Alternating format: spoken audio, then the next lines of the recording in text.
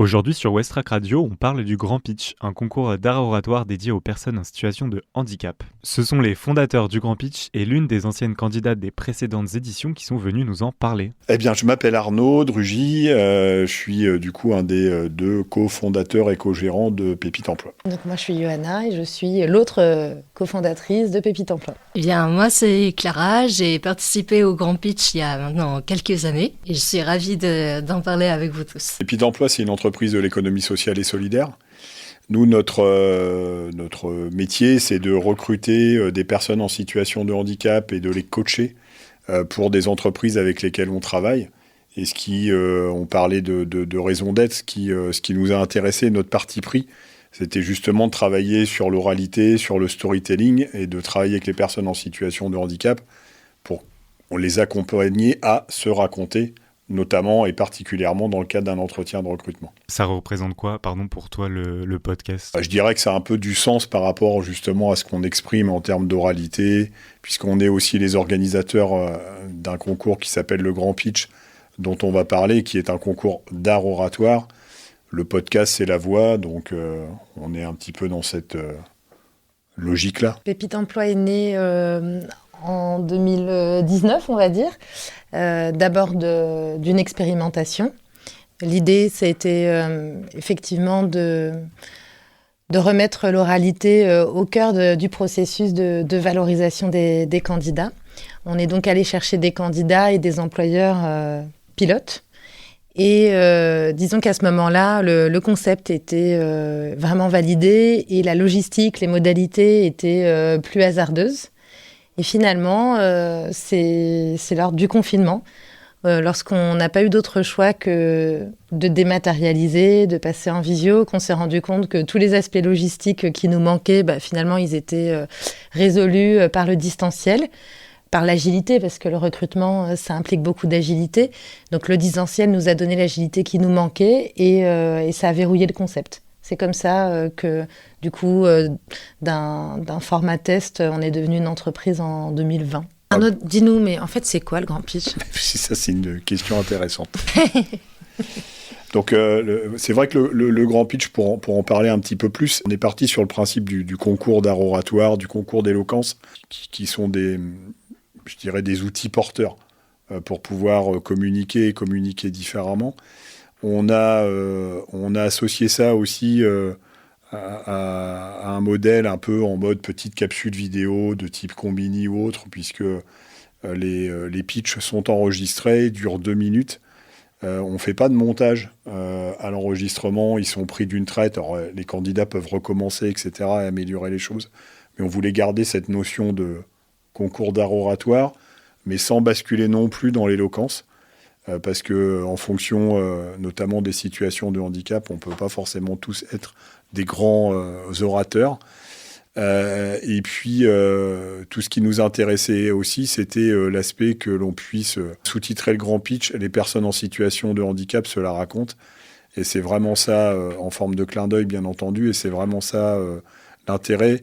C'est aussi tout le côté, ce sont des personnes qui vivent la question du handicap qui vont nous en parler.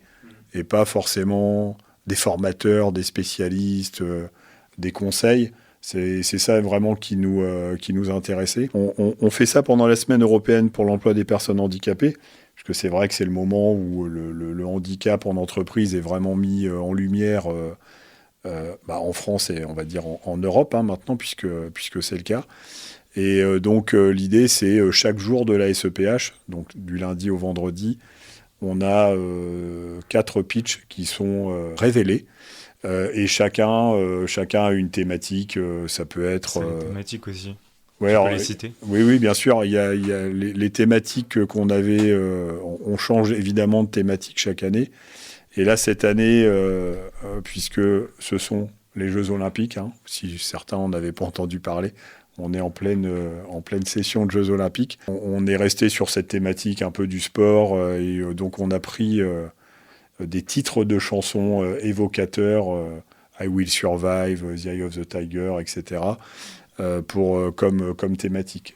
Et après, chacun des candidats va avoir un thème et va en parler pendant 2 minutes. Évidemment, ça va bien entendu tourner autour du handicap, en sachant que chacun des candidats dit évidemment ce qu'il a envie de dire. Nous, on est vraiment là un peu en mode coaching, justement pour les aider sur l'écriture, sur l'image, sur la prise de parole. Et donc, c'est quelque chose qu'on a mis en place aussi l'année dernière. Ils sont en temps de séminaire, en masterclass type Star Academy, pour rester humble. En fait, ils font 4 jours de château. C'est ça. Alors, le Academy. château est un petit peu plus petit que celui de la Starac. Il y a un petit peu moins de caméras. Mais il y a des caméras quand même, puisque l'objet aussi, et ça, c'est vraiment ce qu'on voulait faire, c'est montrer aussi toute l'évolution que connaissent les candidats par rapport à quand ils arrivent et ce qu'ils sont capables de produire en quelques temps de coaching. Et on peut faire une breaking news. Cette année, on aura un confessionnal. Ah ouais. Un confessionnal. Oui, parce que Nous, on À s'inspire, la mode de Starac, hein. Ah oui. Pas la version pieuse. on il y a s'inspire quelqu'un de la qui- télé-réalité. En fait, ouais, il y a quelqu'un qui filme quasiment tout le temps et vous faites une sorte de montage à la fin. Et là, du coup, vous allez inclure le Une confessionnal. petite cabine, ouais. C'est vrai que le premier grand pitch, il est très bricolé en fait. C'est Johanna et moi et un caméraman qui va faire ça. Et puis évidemment des temps de coaching. Là, aujourd'hui, c'est la même chose, sauf qu'on a les temps de masterclass. Les temps de masterclass, on peut le dire, une équipe de tournage, puisqu'ils sont plusieurs, qui vont filmer tous les moments clés. Donc c'est Starac, mais on n'a pas des caméras non-stop tout le temps, évidemment. Mais c'est intéressant aussi parce que, en fait, ce qu'on se rendait compte, c'est que nous, on vivait des choses dans les temps de coaching et on se disait que tout ça, les autres, finalement, ne les voyaient pas. C'est pour ça qu'on a voulu que ce soit filmé aussi. Parce qu'il y a plein de choses qui se passent en off, en fait, Ouais. qu'on ne voit pas. Et donc, c'est ce qui nous intéressait de pouvoir le faire comme ça. Donc après, je crois que le château de la Starac est louable à d'autres moments de l'année. Donc, Ouais. on envisage peut-être de louer un jour. Après, Clara, c'est un bon exemple. C'est que, en fait, ce qu'on vit, nous, pendant cette presque année du Grand Pitch, parce que ça nous occupe une année presque complète, et ce qu'on observe, du coup, de la progression, de l'ascension, de l'affirmation de nos candidats, en fait, ça ne s'arrête pas au Grand Pitch. Il y a quelques mois maintenant, on a proposé de participer à un livre qui s'appelle le parcours inspirant des personnes en situation de handicap en Normandie.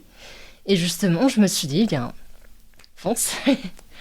Il y a une bonne étoile au-dessus de toi, alors tu peux te dire, ok, tu mènes ton parcours et puis tu en parles.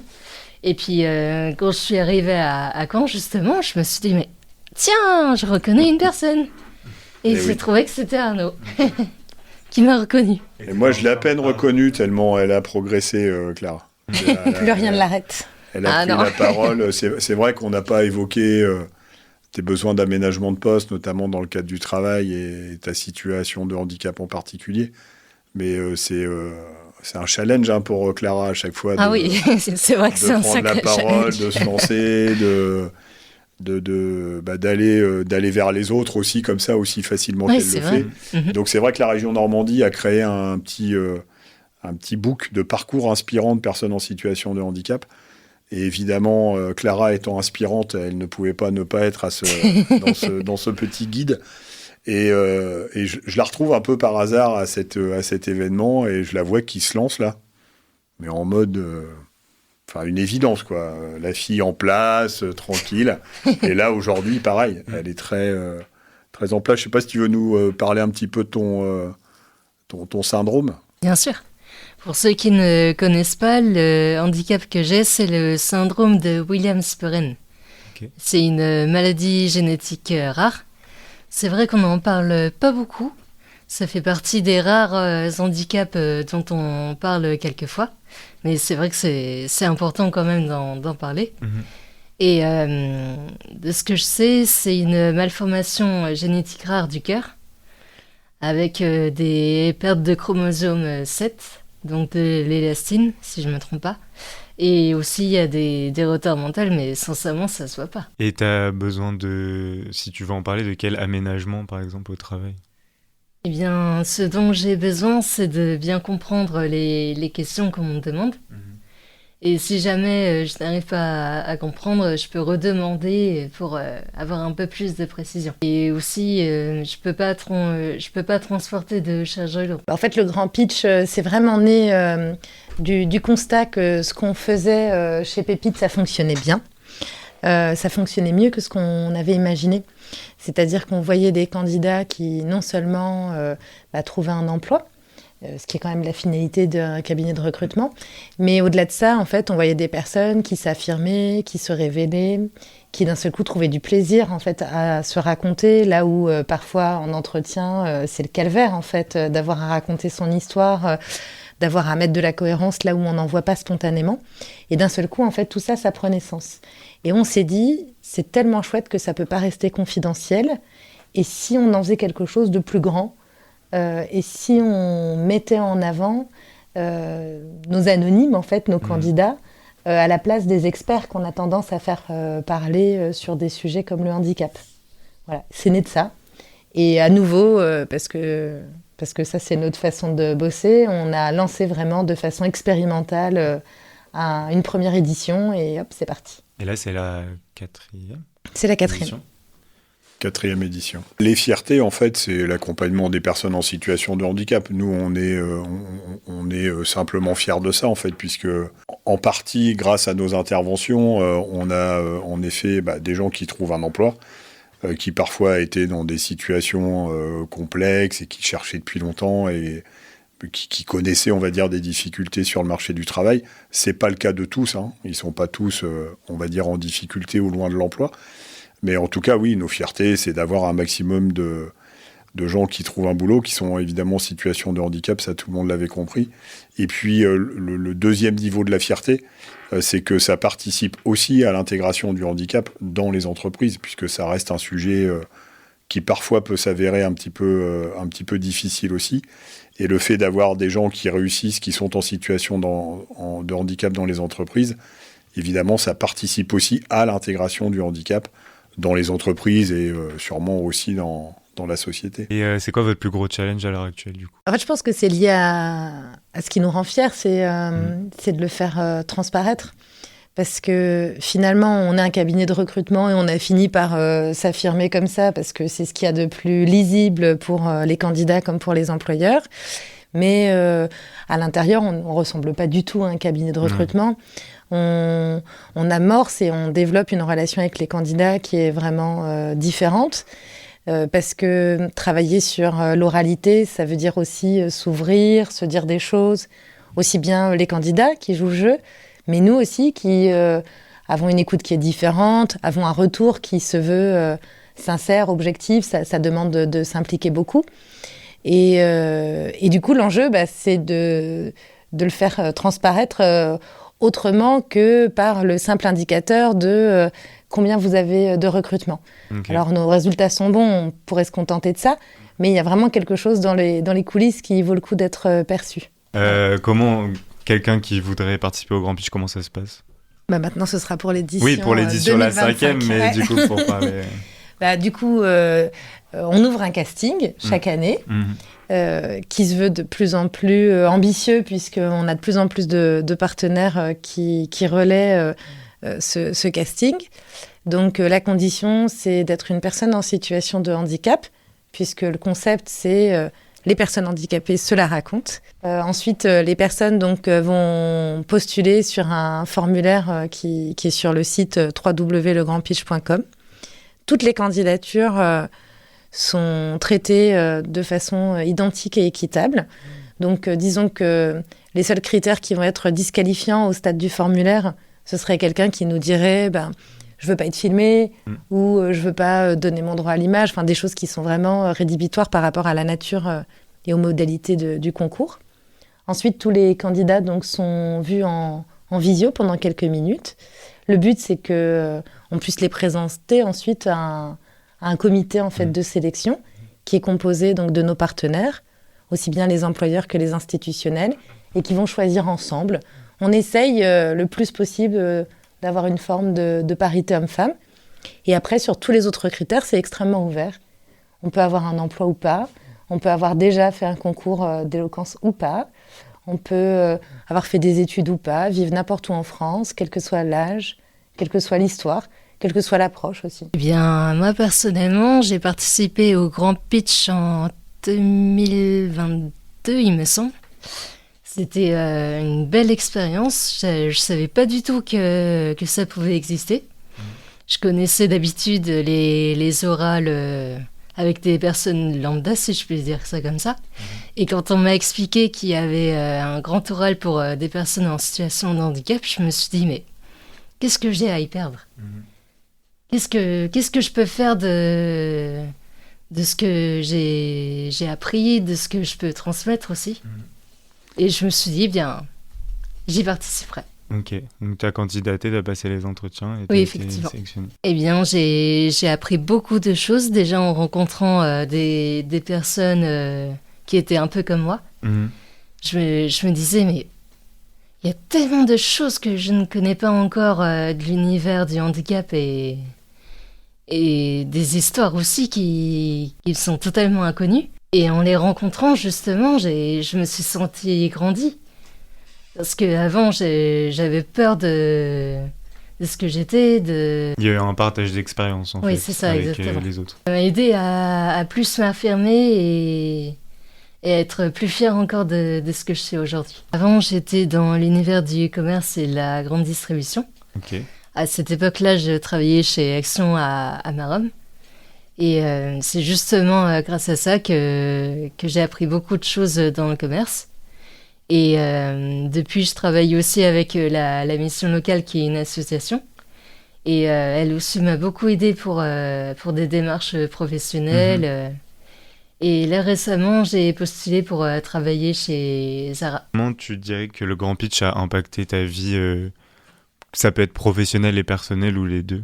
Eh bien, si par exemple d'autres personnes ne connaissent pas l'univers du handicap et qu'ils entretiennent par exemple des entretiens avec des personnes, ils pourraient se dire mais pourquoi cette personne-là elle est handicapée et pourquoi je devrais justement l'aider dans ses démarches.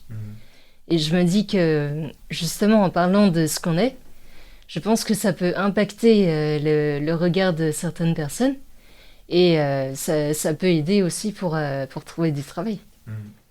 Et personnellement aussi, ça m'a permis de mieux m'affirmer et d'être plus fière encore. Clara, elle a vécu la 2e édition. Ouais. Et effectivement, ce qui a évolué depuis, c'est que maintenant, les candidats vivent un temps de séminaire qui dure 4 jours. Et pendant ce temps de séminaire, ils vont travailler avec des coachs à la fois sur leur pitch à l'écrit, mais aussi sur tout l'aspect oral, puisque c'est un concours vidéo. Et à l'époque, Clara, du coup, elle a vécu un coaching en visio, exactement sur le modèle de Pépite Emploi, peut-être un peu par téléphone, je me souviens plus, mais je me souviens qu'on avait fait pas mal de Oui, sans doute par visio. téléphone aussi. Ouais. Donc, on a un peu plus de moyens maintenant, on a un peu plus de coachs aussi, on a un peu plus de recul. Mais ce qui est sûr, c'est que après, dans l'exercice, c'est vraiment toujours la même chose. Comme le disait Clara, en fait, c'est chouette aussi de t'entendre le raconter parce qu'il y a ce côté, en fait, j'ai quelque chose à Oui, c'est dire. ça, j'ai quelque chose à prouver. Et il y a cette espèce de travail un peu d'introspection. Et nous, finalement, notre coaching, il est juste là pour déclencher ça. Après, le gros du travail, c'est les candidats qui le font. Effectivement. Après, il y a plein d'autres nouveautés. La remise de prix, elle est de plus en plus événementielle. D'accord. On propose aux candidats aussi de pitcher en live. On n'avait pas l'occasion avant parce que les remises de prix se faisaient aussi en distanciel. Enfin voilà, il y a vraiment beaucoup de nouveautés. Il y a pas mal de temps forts aussi tout au long de l'année. Le Grand Pitch se termine maintenant, pas seulement par la remise de prix, mais par le Grand Dating, qui est un événement de recrutement qui est ouvert d'ailleurs aux candidats au-delà des participants au Grand Pitch. Donc oui, on pense bien que d'année en année, on va trouver toujours des choses pour continuer de se réinventer. Est-ce que vous avez des profils en particulier qui ont eu des vraiment un changement, enfin toi tu en fais partie du coup, mais d'autres profils qui ont un changement vraiment flagrant avant et après Grand Pitch, que ce soit le gagnant ou pas C'est vrai pour nos candidats en général et pour des candidats du Grand Pitch en particulier, mais des histoires on a plein. Je suis sûr que tu viens de penser à Axel. Ouais, entre forcément. autres. On peut parler d'Axel qui était un des participants du Grand Pitch de l'année dernière et des gagnants. J'ai toujours un petit doute parce que en fait, ça c'est juste un petit truc à préciser, mais ça fait un peu école des fans. De pouvoir dire que tout le monde gagne, mais dans l'esprit, je parle sous contrôle de Clara, mais les candidats viennent pas pour gagner quelque chose la plupart du temps, enfin on l'entend jamais. C'est surtout des personnes qui veulent parler du handicap, c'est bien ça, souvent. Oui. Qui gagnent ou qui gagnent pas, qui soient premiers, enfin il n'y a pas de dernier, mais qui soient en avant finalement. Et puis c'est vraiment ce qui les intéresse. Enfin moi je pense à Axel en particulier, qui est un candidat qui est arrivé presque introverti quelque part. Je me rappelle quand on avait fait le tour de table, il avait un petit peu la voix chevrotante, etc. quand il parlait. Et à la fin du séminaire de l'année dernière, c'était notre, comment on dit, la mascotte. Notre mascotte. Incroyable révélation. Il avait changé du tout au tout. Je sais qu'il commence un job là, au mois de septembre là, chez un de nos clients. Je pense que le Grand Pitch lui a apporté une forme de confiance en lui qu'il avait certainement pas ou certainement pas assez. Et aujourd'hui, quand il arrive dans un entretien de recrutement, c'est le Axel du après le Grand Pitch en fait. Donc c'est pas exactement le même Axel. C'est quelqu'un qui va arriver... plus sûr de lui, plus facile. Et en plus, il est comme Clara dans les métiers du retail, de la grande distrib. Et on sait que c'est important de pouvoir être assez à l'aise dans la relation à l'autre. Et aujourd'hui c'est le cas. Donc, lui, c'est un peu une évidence. Oui, on a parlé des coachings et du séminaire, mais ce qui est très marquant aujourd'hui, beaucoup plus que lors de la 2e édition, c'est vraiment l'effet de groupe. En fait, ils vivent une expérience et on vit une expérience de dingue. Et ça fait pousser des ailes. Enfin, dans plein de moments de la vie, on peut se dire des fois, c'est dingue, en quelques jours, tous les progrès que j'ai faits par rapport à des semaines et des semaines dans d'autres configurations. Là, c'est vraiment le cas. Mais c'est pas vraiment que le coaching, c'est toute l'expérience en soi, en fait. C'est ça. On a une vraie communauté de pépites maintenant et ils sont... non mais c'est vrai, ils sont... C'est vrai. T'es toujours en contact avec des gens que t'as oui, rencontrés. je suis beaucoup en contact avec pas mal de personnes que je connaissais durant le premier Grand Pitch auquel j'ai participé. Okay. Et c'est vrai que j'ai établi un très bon lien avec eux. Voilà, personnel et professionnel du coup, finalement. Oui, effectivement. C'est beau. Je pense que sorti grandi. Merci à toutes et à tous pour votre écoute et retrouvez cette interview sur notre site internet Westrack Radio, mais également vous pouvez vous rendre sur le site internet du Grand Pitch, legrandpitch.com. Vous pourrez en effet aller voter pour vos pitchers préférés lors de la 3e semaine de novembre sur le site. Si vous voulez écouter plus de contenu portant sur l'emploi et le handicap, retrouvez le podcast Les personnes en situation de handicap se la racontent sur toutes les plateformes.